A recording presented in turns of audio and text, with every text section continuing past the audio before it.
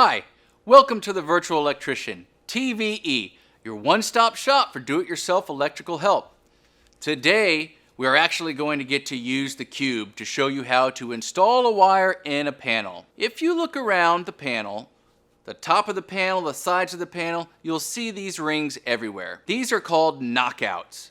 If you have a smaller size wire to install in the panel, use the smaller ones. Save the bigger rings for the larger circuits. They don't give you as many as those.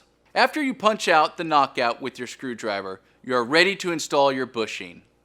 They make plastic or metal bushings. These are to protect the wires from rubbing against any sharp edges. They usually just pop in. As you're inserting the wire in the panel, you want to be careful about what you're touching. Make sure you are also using your insulated tools at this point. You cannot touch here, here, or here. These are the bus bars. That's what the two legs of power coming in are attached to. Anything touching this that is metal is going to be energized. This bar and this bar are okay to touch. That's your neutral and ground bar. All these wires are okay to touch as well.